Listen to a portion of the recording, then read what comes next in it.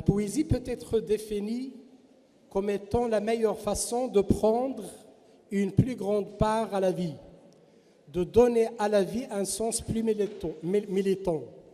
C'est une quête de la pensée, une quête du moi, de l'autre et des origines. Ce panel rassemble des poètes qui discuteront du rôle de la poésie. Il tentera de définir le pouvoir, ou même les pouvoirs de la poésie en répondant à des questions bien précises. La poésie est-elle une autre forme de la pensée? Est-elle un état d'ouverture et de disponibilité au monde, à soi et aux autres? Est-elle une autre manière d'être, de voir et de sentir? Peut-elle dire le désastre et le chaos? Comment nous aide-t-elle à réenchanter le monde de plus en plus livré au littéral? Voilà, elle est aujourd'hui Ladies First. Donc, je vais essayer quand même de commencer avec Tanella Boni, la poétesse et philosophe de la Côte d'Ivoire. Bonsoir. Bonsoir. Donc, vous avez publié une quinzaine de recueils de poèmes, parmi lesquels je peux citer Chaque jour l'espérance, Là où il fait s'éclairer au mois, L'avenir au rendez-vous avec l'aube et Insoutenable frontière. Vous êtes aussi membre de l'Académie des arts, des sciences, des cultures d'Afrique et des diasporas africaines. Souvent, on pense que la poésie africaine est une poésie engagée qui dénonce le colonialisme et le racisme. Est-ce que c'est toujours le cas? Moi, je ne sais pas, je ne peux pas dire si c'est toujours le cas, parce qu'il me semble que la poésie, c'est d'abord une histoire de souffle, c'est une histoire de vie, c'est une histoire d'être ensemble, c'est une histoire de pouvoir se comprendre, de pouvoir se rencontrer, parce que j'aime bien ce mot rencontrer. Quand il n'y a pas de rencontre, il me semble que la poésie manque son but. Et en tant que poète, on n'aimerait pas que justement la poésie manque son but. Ce sont peut-être des mots, c'est des rythmes, c'est de la musique, c'est aussi de la danse. C'est même pour cela que je dis très souvent que la poésie, c'est la fête des mots. Quand il y a de la fête, il y a de la vie. Évidemment, on peut parler de... On peut dire qu'on peut dénoncer, comme vous dites. Mais oui, on dénonce en dansant. C'est ça qui est l'essentiel. C'est le plus important. On dénonce en chantant. On dénonce en disant. Merci. Donc voilà, et pour dénoncer, absolument, voilà, c'est une fête des mots, exactement, mais c'est une fête quand même qui a une certaine profondeur, parce que il y a aussi des room pour la pensée dans la poésie. Et en tant que philosophe, est-ce que vous considérez la poésie aujourd'hui une forme de pensée? Une forme, autre forme de la pensée? Je pense qu'il y a toujours de la pensée dans la poésie, même si on est d'abord dans l'émotion. Si je peux me permettre de parler de moi, j'ai commencé par la poésie, mais j'ai rencontré quelque part la philosophie. Mais je sais bien que la poésie ne m'a pas quittée. La poésie m'habite toujours, pour la bonne raison que j'ai passé des dizaines d'années, et je continue encore, en compagnie des philosophes. Et je sais bien que la philosophie, bien sûr, elle va dire qu'elle pense le monde de manière ardue, de manière rigoureuse.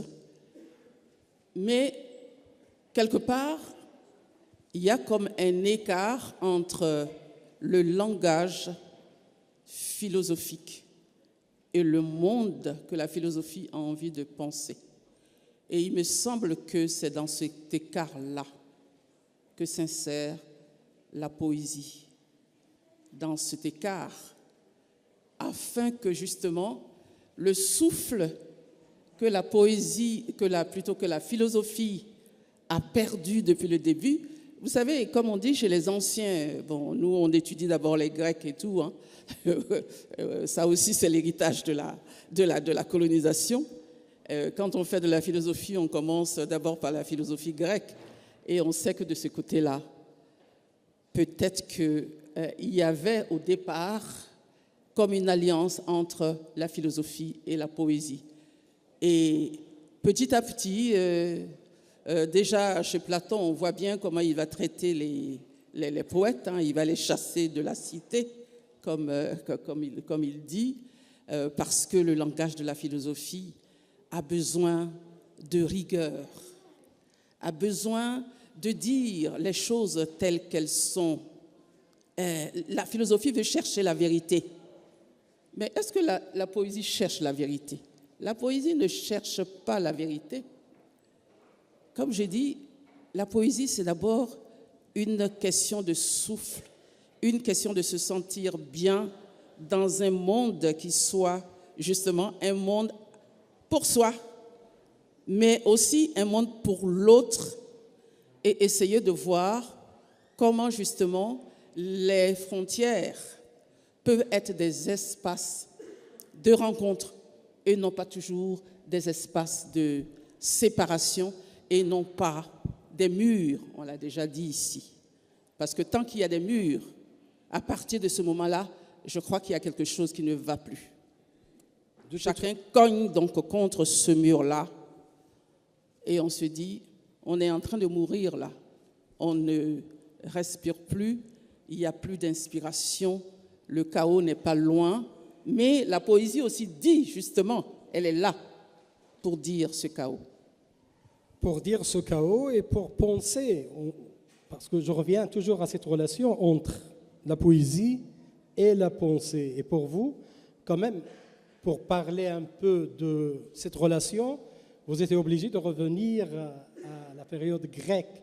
Mais sinon, il y a aussi notre africanité. Dans la philosophie, on ne parle pas de l'Afrique dans la philosophie, mais au moins la poésie. Est-ce qu'on peut penser l'Afrique à travers notre poésie? Mais j'ai l'impression que c'est ce que nous faisons tous les jours. Vous savez, dans la vie quotidienne, aller dans un village africain, dans une ville africaine, c'est du matin au soir. Quand on sait qu'on n'a même pas à manger 3 fois par jour, on sait qu'on peut chanter, on sait qu'on peut dire la vie. On sait que quand on salue même son voisin, vous savez, ça peut être aussi en poésie, même dans la pire des situations. Et c'est à ce moment-là qu'on voit bien que la poésie s'insère dans, je dirais, dans les interstices du monde, là où il y a des petits trous, là où ça fait mal. C'est ça. Au lieu que, moi je ne dirais pas qu'elle pense comme vous le dites si bien. Elle est là peut-être pour réparer quelque part dans mon recueil que vous avez là-bas, sur les frontières. Elle reprise, vous savez, c'est un mouvement très féminin. Coudre, repriser, là où il y a les petits trous dans le monde. Je pense que c'est ce que fait la poésie. On ne va pas penser P-E-N-S-E-R, mais je pense que la poésie, elle pense. Elle pense. Voilà, P-A-N-S-E-R. C'est ce qu'elle fait. Mais en faisant cela, vous voyez bien qu'elle cherche à construire, à reconstruire, là où c'est tellement sec, là où les discours politiques, justement, là où le discours politique sépare, là où le discours politique et tout autre discours n'arrive pas à rassembler. Vous voyez, c'est ça. Alors, à construire, oui, c'est intéressant, mais peut-être construire, mais aussi à détruire. Moi, je pense maintenant à l'insoutenable frontière. Peut-être on va revenir à ça pour parler des frontières et détruire, de déconstruire les frontières. Mais avant, merci beaucoup Tanel Boni. Avant, je veux présenter notre cher Sidi Mohamed Ash'ari, qui est un homme politique et ancien ministre de la Culture au Maroc, poète, novelliste et romancier. Il a publié plusieurs recueils de poésie et dernièrement des romans qui étaient très bien accueillis dans la scène culturelle arabe. Son roman L'Arche et le Papillon a reçu le prix international de l'affection arabe. C'est Mohamed Massa Al-Khair. Alors, pendant une décennie, vous avez dirigé 2 départements ministériels au sein de 2 gouvernements, notamment la culture et la communication. Dans cette mission politique, étiez-vous inspiré par le poète qui vous habite ou pensez-vous que l'homme politique lui a fait de l'ombre? Autrement dit, est-ce que le pouvoir, au sens politique du terme, a éclipsé en quelque sorte le pouvoir symbolique du poète et de la poésie? Bon, souvent, les politiques ne me prenaient pas au sérieux parce que je n'étais que poète. Et les poètes ne me prenaient pas au sérieux parce que j'étais politique. J'ai perdu sur les 2 tableaux. Mais je peux vous assurer que le chapeau du politique ne m'a jamais empêché de réfléchir, même les politiques culturelles, en termes poétiques. Et je crois qu'au Maroc, si on n'avait pas cet élan poétique aussi, on ne pouvait pas soulever des problèmes qui étaient tabous. On ne pouvait pas régler des questions qui étaient très dérangeantes dans notre monde culturel et dans notre monde politique.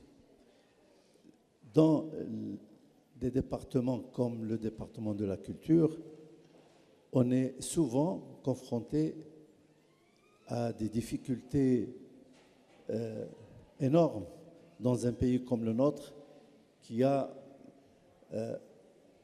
une histoire, qui a un grand patrimoine et qui a une expression littéraire moderne tout à fait récente, qui n'a pas encore des racines. Et alors, on est bien sûr amené à réfléchir sur des politiques qui puissent soutenir la création nationale et la rendre plus accessible. Tous les problèmes liés à la lecture, aux établissements culturels, à l'art, à la création, à la démocratisation de la consommation culturelle en général, tous ces problèmes posent des défis aux hommes politiques que nous sommes et dans un pays qui n'a pas beaucoup de moyens, mais ça nous amène aussi à réfléchir sur des questions liées à l'écriture. Quand on écrit, quelles sont les pensées qui nous hantent, quelles sont les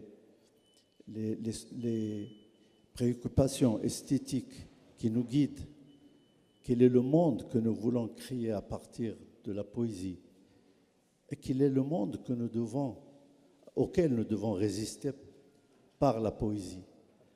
Et tout cela, bien sûr, fait que la parenthèse ministérielle n'a jamais rien touché au fond, c'est-à-dire mes préoccupations depuis l'âge de 15 ans, l'âge où j'ai publié mes premiers poèmes dans la presse nationale.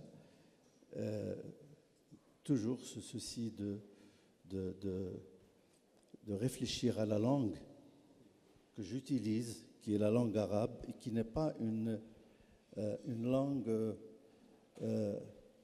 récente. C'est une langue qui a une histoire. Et cette histoire est bien sûr imprégné par des textes sacrés, mais imprégné aussi par la grande poésie arabe pré-islamique et la poésie arabe islamique aussi. Les premiers grands poètes modernes, irakiens, libanais, égyptiens aussi, et marocains, bien sûr.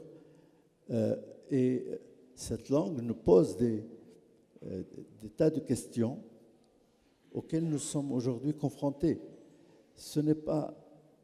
Nous n'avons pas choisi, ou nous n'étions pas dans la mesure de choisir une langue étrangère pour qu'elle soit notre outil de création. Nous sommes restés très liés à l'arabe, et c'est pour ça que moi je voulais parler en arabe, parce que il faut écouter aussi la langue, la musique de la langue. Il faut surtout, dans la poésie, il faut écouter la langue plus que le poète lui-même. Vous sortez, c'est Mohamed, de votre champ de prédilection, qui est la poésie, pour basculer vers le récit romanesque. Pensez-vous que la poésie engagée, en l'occurrence, n'assure pas son rôle de médiatrice, ne chante-t-elle plus les malheurs et les bonheurs des hommes? Pensez-vous que le poète s'est dénué de son pouvoir pour céder la place au romancier? Non, dans chaque création, il y a certainement une partie de poésie. Tu le sais très bien, la sculpture, la danse, le cinéma, tout ça, ce n'est pas uniquement des genres de création artistique, mais c'est aussi une base poétique. La poésie n'est pas uniquement dans le poème, elle est aussi dans toutes les autres expressions artistiques. Moi, le fait que j'écrive des romans ne m'empêche pas de rester fidèle à l'esprit poétique qui m'anime. Et donc, dans chacun de mes romans, je fais un travail aussi sur la langue, l'arabe. Je fais aussi des parenthèses où je réfléchis sur l'écriture, sur la façon de produire la beauté. Et cela, c'est le vrai travail d'un poète. Je ne m'interdis pas de rester poète quand j'écris un roman. Voilà. C'est ça. Donc, l'essentiel, c'est le poète. Merci beaucoup, c'est Mohamed Ash'ari. C'est le premier pays indépendant, en fait, de l'Amérique. Donc, c'est le premier pays de la poésie aussi. C'est le pays où, en fait, où il y a eu le génocide, le premier génocide des autochtones, des Taïnos. C'est Haïti, c'est une terre d'épopées riche, très riche d'histoire. Et c'est difficile puisque dans la poésie, il y a la conjugaison du plus et du moins. On est écartelé, on est vraiment éparpillé dans une espèce de bruit, parce qu'il y a tellement de bruit dans le monde, et on écrit justement pour se soustraire de ce bruit-là, pour retrouver sa propre respiration, pour retrouver son propre souffle. On nous donne tellement d'ordres, on nous dit comment faire l'amour, on nous dit comment s'habiller, on nous dit comment marcher, comment manger, quoi manger. Et je pense que dans la poésie, c'est l'espace où moi-même, je me sens souverain, où je peux, avec les mots, créer un royaume. C'est-à-dire, on peut me voir, on peut me regarder, on peut me catégoriser comme ci, comme ça. Et puis je découvre en écrivant que je suis un prince. Et c'est seule la littérature qui peut faire ça. Je vis à Montréal, on peut dire c'est un immigrant, ils ont des milliers de thèmes pour caractériser l'autre, un être racialisé, un nègre, un immigrant, etc., etc., etc., minorité visible, etc. Je suis un numéro, mais quand je m'assois et puis je suis avec moi-même, je suis à l'intérieur de mon propre cri et j'essaie de marcher à l'intérieur de moi-même, j'essaie de retrouver mes ombres et j'essaie de vivre ma totalité humaine. Parce que ce qu'on empêche à l'autre, c'est sa propre totalité. Ce n'est pas simplement d'être homme, mais c'est d'être aussi dans une altérité qui est propre à moi-même et dans un temps qui n'est pas imposé par l'autre dans mon propre temps. Et je pense que c'est comme ça, je pense que écrire, c'est se libérer de l'esclavage, parce qu'on est quelque part esclave d'un système, d'une société, etc., ou bien d'une politique, comme on a un ministre ou un ancien ministre sur la table. On devient vraiment, on s'invente et on invente la liberté. Et on s'invente un monde. On ne laisse pas aux Américains le soin d'inventer le monde est foutu. Si on donne aux Américains, on voit ce qu'ils font là. Je pense que c'est aux poètes de rêver. Et c'est notre rêve qui doit être converti en action, même si on n'a pas le budget de nos rêves. Le budget viendra après. Donc on ne laissera pas aux banquiers de construire le monde, il n'y aura pas de monde. Donc c'est à nous, en tant qu'humains, de rêver le monde en ajoutant nos humanités, en faisant remonter dans le monde nos humanités. Bravo, bravo.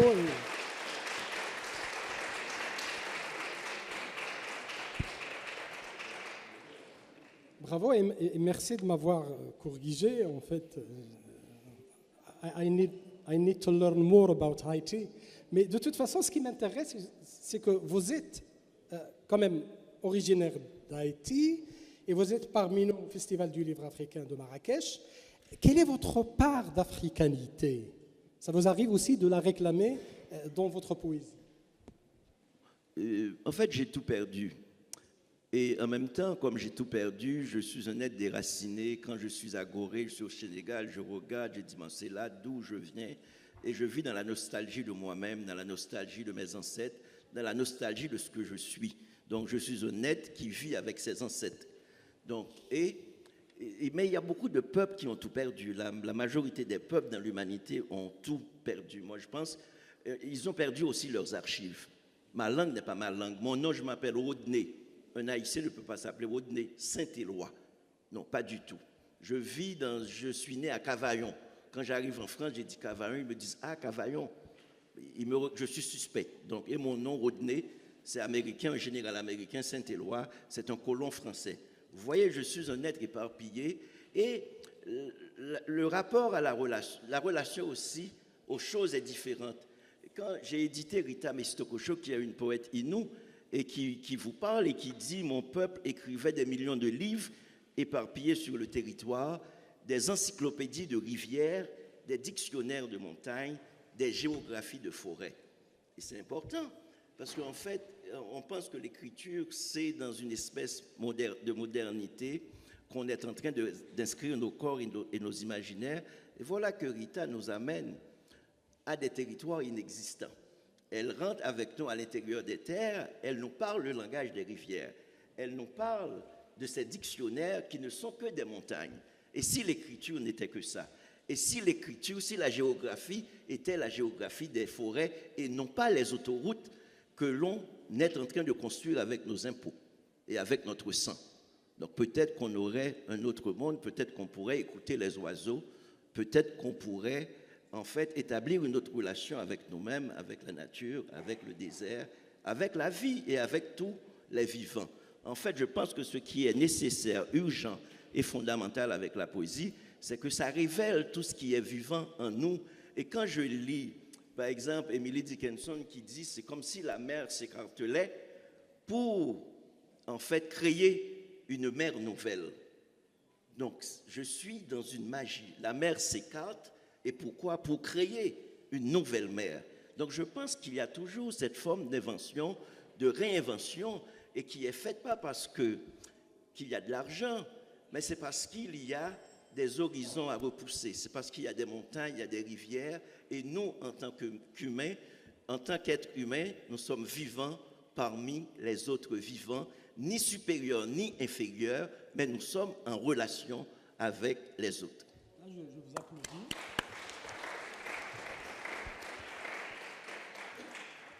Là, j'aime bien et je vais emprunter encore à votre poésie. Écrire pour ne pas mourir. Écrire sa carte d'identité pour semer les milices. Je veux écrire un poème qui ne trahisse ni passé, ni présent, ni futur. Est-ce qu'on peut parler d'un pouvoir de cette poésie? La poésie n'est que pouvoir, c'est le fait que, en fait, il y a des gens qui ne parlent pas dans le monde. Il y a des voix qui sont silencieuses, qui sont étouffées. Vous savez ça, que, en fait, qui parlent et quelles sont les perspectives. Et je pense que dans ce que je fais, on n'a jamais dit à un mendiant comment allez-vous, et puis écoutez, on se débarrasse de mendiant en donnant de l'argent, et puis on écoute rarement les femmes. On a nos points de vue, nos vérités, nos certitudes. Donc, en fait, ce qui est intéressant, c'est peut-être une autre histoire si on pouvait inverser les choses. Et c'est ce que j'ai essayé de faire en disant, par exemple, si je ne dis plus Victor Hugo, que devient le monde si je dis le monde selon ma grand-mère, Contita? Si le monde était dit selon une grand-mère qui ne savait même pas lire et écrire. Ma grand-mère qui ne savait pas lire et écrire avait une vision du monde. Est-ce que moi, en tant qu'écrivain, quand j'écris, est-ce que je vais écrire avec dans ma tête les tambours de ma grand-mère? Et c'est ça qui est... J'aime beaucoup l'idée de tambour parce qu'il y a les gros tambours. Les gros tambours, on les entend très fort. Mais au cœur des gros tambours, il y a un petit tambour qui respire. Et personne n'écoute ce petit tambour qui respire. Et ce petit tambour, peut-être, c'est le chemin de nos humanités. Merci beaucoup, Rodney Saint-Éloi. Je viens vers vous, c'est Mohamed Bennis, le poète. C'est Mohamed Bennis, il fonde en 1974 la revue Thaqafa al-Jadida, la culture nouvelle, qui a joué un rôle actif dans la vie culturelle marocaine et qui sera interdite en 1984. Il participe en 1985 à la création des éditions Toubkal dans le but de participer à la modernisation de la culture au Maroc. C'est Mohamed Bennis fut également membre fondateur et président de la Maison de la Poésie au Maroc entre 1996 et 2003. C'est Mohamed Massa al-Khir. Dans votre livre intitulé Droit à la poésie, vous repensez la nécessité de la poésie pour la vie de la langue en ces temps actuels de mondialisation. Vous concevez l'écriture comme étant un acte de résistance mené par le poète. Cette liberté, selon vous, se voit confrontée par plusieurs pouvoirs, dont je peux citer le pouvoir de la langue arabe avec toute sa teneur, la part de la religion avec toute sa rectitude, le poids de la société traditionnelle et le pouvoir politique. Ne pensez-vous pas que la poésie, selon cette perspective, devient plutôt un contre-pouvoir? Pour moi, la poésie, elle est modeste, mais en même temps, elle est fascinante. Elle détruit toutes les barrières. L'histoire de la poésie universelle nous le dit dans plusieurs langues, depuis le Japon et la Chine jusqu'aux États-Unis, l'Amérique latine, l'Afrique, l'Europe, le monde arabe. Bon, c'est extraordinaire. C'est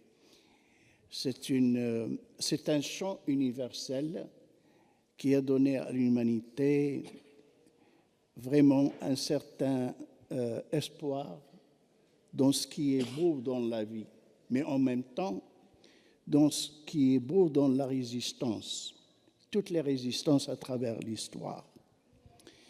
Seulement maintenant, il y a quelque chose de très particulier. C'est que on se demande où est la langue. Où est la langue? Parce que pour écrire la poésie, il faut avoir la langue. La langue, actuellement, elle est abandonnée par les systèmes d'information et de consommation à travers le monde. C'est pour cela que le cri du monde qu'Édouard Glissant avait décrit, nous le vivons partout et c'est la même manière dont je peux le décrire. Seulement, j'avance encore pour dire, c'est le problème essentiel pour moi, personnellement, ce que je sens au jour le jour, que la langue s'appauvrit. Ça devient quelque chose de secondaire, à tel point que la poésie est devenue indésirable. Les maisons d'édition dans le monde entier se méfient de la poésie. Les lecteurs, je ne sais pas, mais je suis convaincu, si l'éditeur ne veut pas éditer, c'est parce que le lecteur ne lit plus la poésie. Alors que la lecture de la poésie, c'est le bonheur, que ce soit de la langue, mais aussi du corps. C'est pourquoi, en même temps, je me suis posé la question de la langue depuis longtemps et je me dis, le devoir essentiel du poète actuellement, comment conserver la langue, comment ne pas abandonner la langue, même si je reste seul avec ce que j'écris, je vais écrire la poésie en langue arabe. Tout à fait. Ce n'est pas parce que c'est une langue sacrée, non. Le mot sacré, c'est un mot mal défini. Ceux qui ont vraiment bien travaillé sur le sens du sacré au XXe siècle, c'est plutôt, comment il s'appelle? Non. Attendez, parce que je vais le dire. Excusez-moi. Alors, c'est-à-dire, tout ce qui nous touche est sacré. Tout ce qui nous touche est sacré. Ma casquette est maintenant sacrée. Le sacré, ce n'est pas seulement au sens religieux, mais au sens... Mais la langue, et la langue arabe, qui est une langue ancienne, forte, vraiment chargée d'une force incroyable. Là où on est dans le monde, et on lit la poésie en arabe, je sens les corps déstabilisés, même s'ils n'arrivent pas à comprendre. Et j'ai eu plusieurs expériences à tel point quelques poètes francophones marocains, lorsqu'on est ensemble et ils écoutent l'arabe, ils se méfient à ce qu'ils font. Et c'est très important. Je ne dis pas que l'arabe est plus que les autres, non, mais il n'est pas moins que les autres langues. Elle est comme les autres langues. Il faut la traiter comme les autres langues. Par là, vous me posez la question, tout mon travail est sur la langue arabe. Il y a un poète arabe, Abou Tammam, avait écrit quelque chose d'extraordinaire sur ce problème de la langue. Je vais vous le dire en arabe et je vous donnerai la traduction après. Parce que l'entendre en langue arabe, ça vous laisse rêver et en même temps peut-être suggérer ce qu'il y a dedans. ولو كان الشعر يفنى أفناه ما قرت حياضك منه في العصور الذواهب ولكنه صوب العقول إذا انجلت سحائب منه أعقبت بسحائب. Qu'est-ce qu'il dit? Dans une traduction quand même, si la poésie périssait elle aurait péri parce que tes bassins ont ramassé dans les temps partis. Mais elle est une pluie de l'esprit. Une fois que les nuages se sont dissipés, ils sont suivis par d'autres. Pour dire que notre travail en tant que poète, c'est de sentir la responsabilité vis-à-vis de la langue. La responsabilité, pour moi, chaque mot que j'écris, chaque mise en page que je donne au mot, il est bien vraiment réfléchi après la première écriture. Parce que je crois à la réécriture et à l'écriture infinie. Il n'y a pas d'écriture pour moi comme spontanéité. Non. Pour moi, c'est un travail sur la langue, avec la langue, contre la langue. Les trois à la fois. Et pour cela, chaque fois, il faut que chaque poème soit vraiment indépendant de tout ce que j'écris. Et c'est un défi par rapport à moi-même, mais en même temps par le lecteur aussi, parce que parfois, j'observe quelques lecteurs qui sont surpris par le changement. Tu étais dans un monde, tu reviens dans un autre. En tout cas,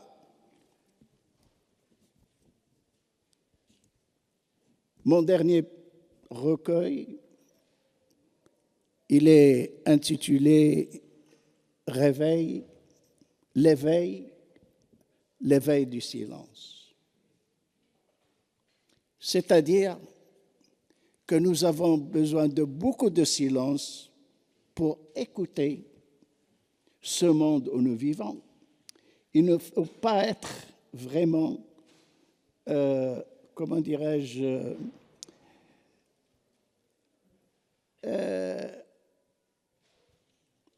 pitoyable avec notre monde.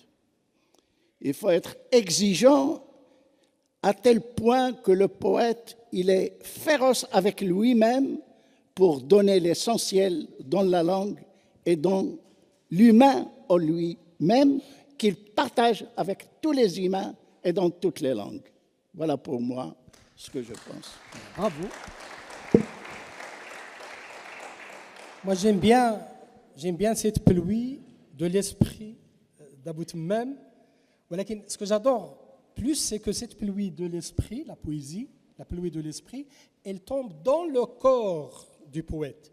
Et pour Mohamed Bennis, il dit toujours que l'arabe est la langue de mon corps. Oui. Mais pour avoir une relation aussi intime avec la langue et aussi clean et vivid avec la langue, il faut absolument la nettoyer. Nettoyer la langue, c'est how to get rid of le fait que cette langue est une langue d'expression avec quoi je m'exprime. Je conjugue, je construis des phrases au quotidien, et aussi comment aussi libérer la langue de ce côté idéologique, si vous voulez, parce que quand même la langue arabe est un instrument idéologique pour pas mal de gens. Cette relation avec la langue, pour que ça devienne très corporel pour vous, je veux juste creuser un peu là-dessus. Je pense idéologique, je l'ai oublié. Je n'ai plus rien à voir avec tout ça. Tant mieux. Et pourquoi? Parce que j'ai découvert les trésors de la poésie et les univers libres et spacieux de la poésie. Alors, pourquoi suivre les chemins clos? Non, je ne crois pas. La poésie m'a pris la liberté. La liberté est difficile à vivre et à défendre. Mais je pense, heureusement, que cette aventure, cette belle aventure qui nous donne une force pour vivre et pour continuer à vivre et supporter la douleur et les malheurs de notre monde, par le chant qui est essentiel, qu'on ne peut pas remplacer par autre chose, ni par la philosophie, ni par la musique, ni par la géographie, ni par la science, ni rien. La poésie unique. La poésie, c'est l'essence, mais en même temps, c'est la parole qui donne à chaque mouvement de la langue la pesanteur qu'elle demande. Voilà la grandeur de la poésie.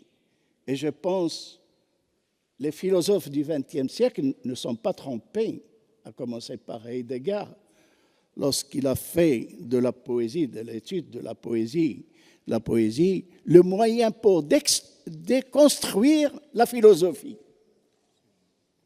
Donc, malheureusement, la connaissance de la poésie, il est en marge, mais il nous regarde, il ne s'absente pas, elle est présente par les poètes et par tous ceux qui aiment la poésie. Voilà. Absolument, absolument. Tout ce qui est essentiel est en marge. Par Madame Tenella Boni.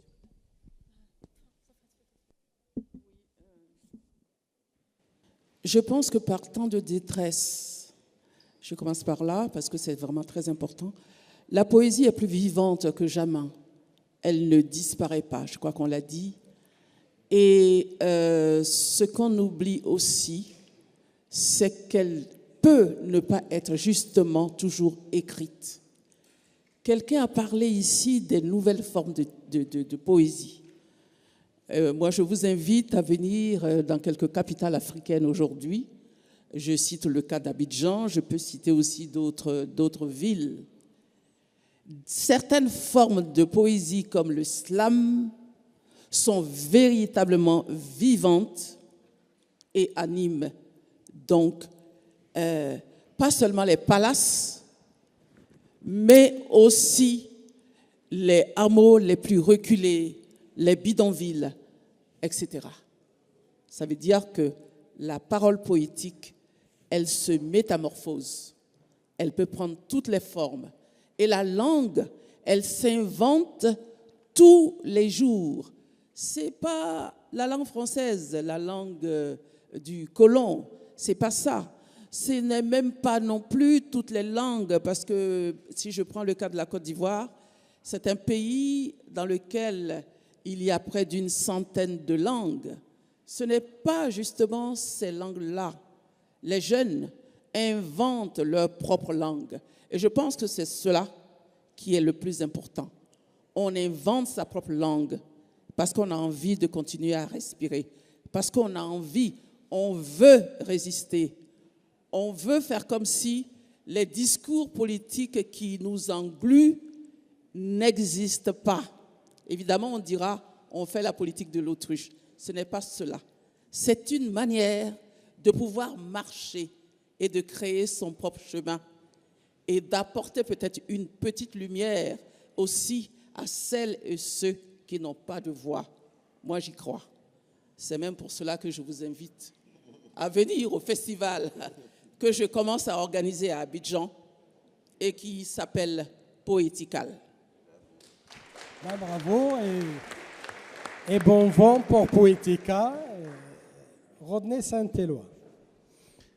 Merci il y a une question qui m'a été posée, excusez-moi, je réponds directement à la question. En tant que poète, j'édite ce qui est plus intelligent que moi. Quand je lis, je sens une vibration, une musique que je ne connais pas du tout, peut-être que le monde ne connaît pas. J'ai dit, ah, ça m'intéresse, cette musique insolite-là, ça me parle. Et je pense qu'il y a beaucoup de mondes parallèles. Nous sommes dans notre aveuglement dans un monde. Nous regardons d'un seul lieu, alors qu'il y a une démultiplication de lieux d'imaginaire et de voix dans le monde. Quand j'entends par exemple cette femme qui s'appelle Rita Joe qui dit « je suis amérindienne » et cette douleur reste à jamais en moi. C'est une femme qui ne sait pas ce que parler veut dire, mais cette identité-là, elle n'est que malheur.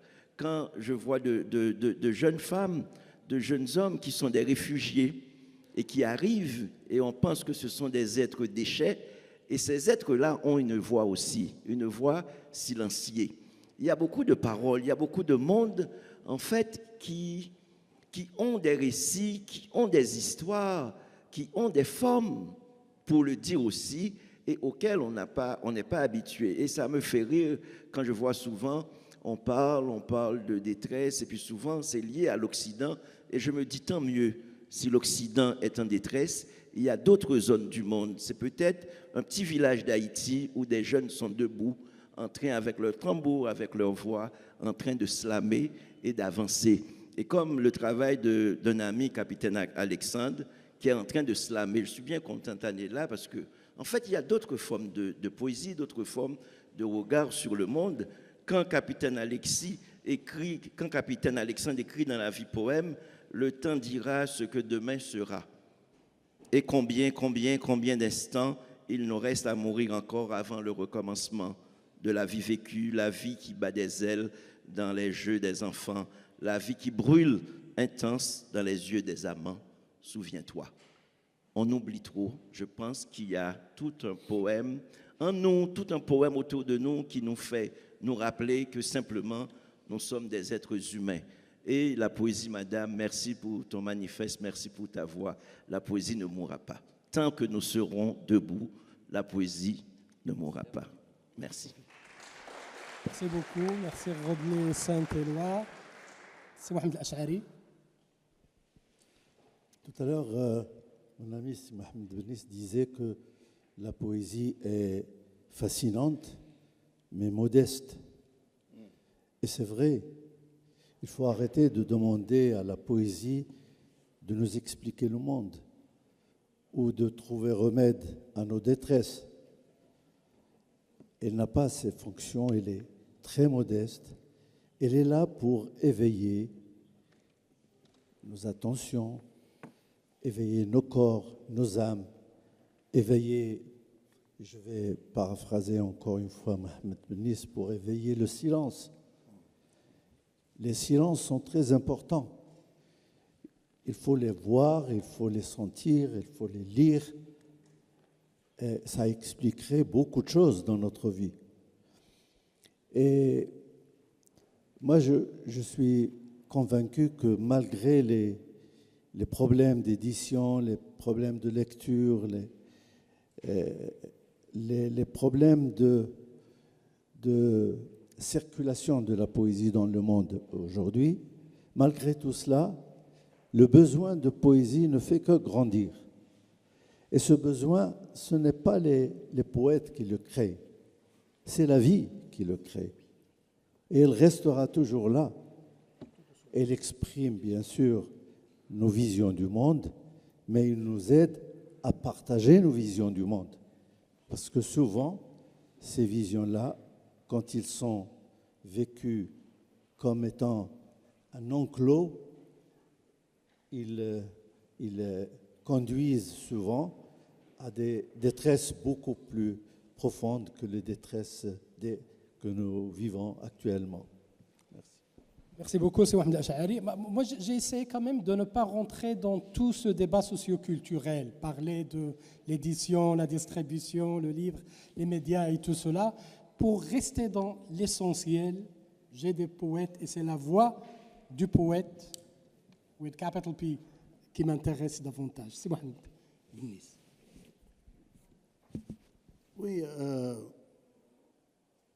personnellement, j'essaye, comme j'ai dit, à l'écoute de notre monde, dans les détails, dans la vie quotidienne, dans la parole entre deux personnes, le dialogue avec les autres. Mais je ne peux pas sous-estimer le fait vraiment de la mondialisation qui détruit vraiment les langues dans le monde. Et c'est un fait, ce n'est pas de l'imagination, ça c'est de la réalité. Actuellement, par exemple, l'anglais, la langue qui est devenue généralisée, c'est le globish. Le globish qui est généralisé. Et ça va de soi, que ce soit en français, que ce soit dans les autres langues. Donc, lorsque je dis le travail de la langue, c'est ça le travail du poète. C'est donner au sens la force de faire de la poésie inchangeable. On ne change pas la poésie avec autre chose. Si on change, alors la valeur de change varie. Aujourd'hui, il monte, demain, il descend. Non. La poésie est dans un autre niveau, dans une autre perspective du rapport avec l'être humain, avec vraiment ce qui est essentiel dans la vie, à la fois commune et personnelle. C'est pour cela que les poètes sont exigeants. Et cette exigence, il est vraiment difficile à supporter. À tel point qu'on a traité quelques poètes, les fameux, les grands poètes, parfois comme des fous. Parce qu'ils sont, comme disait Rimbaud, des visionnaires. Non, au-delà de la vision même. Donc, ce n'est pas facile d'oublier ce qui se passe dans le domaine de la langue.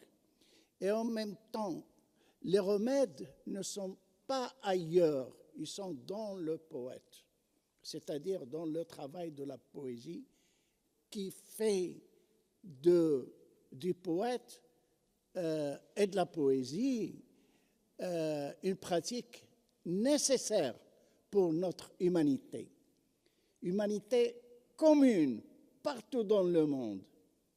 Moi, lorsque je lis un poème chinois ou un poème de l'Amérique latine, suédois ou d'un pays de l'Afrique, je me sens le même sentiment que je suis dans le monde et que je vis avec ce monde extraordinaire. Mais une fois que je cède à l'information et à la langue de la consommation, tout devient vraiment insensé et en même temps inhumain. C'est pour cela la poésie, c'est vraiment un travail de nous tous comme responsabilité et j'en suis sûr que les poètes ne lâcheront jamais la poésie parce que la poésie, c'est un amour éternel. Merci beaucoup, c'est Mohamed Ash'ari. Ben voilà, c'est cette humanité commune qui réside dans la voix singulière et individuelle des poètes qui nous intéresse. Singulière, oui. Merci de me corriger dans ma dernière phrase. Singulière et individuelle du poète. Merci, thank you. Shukran lakum jami'an.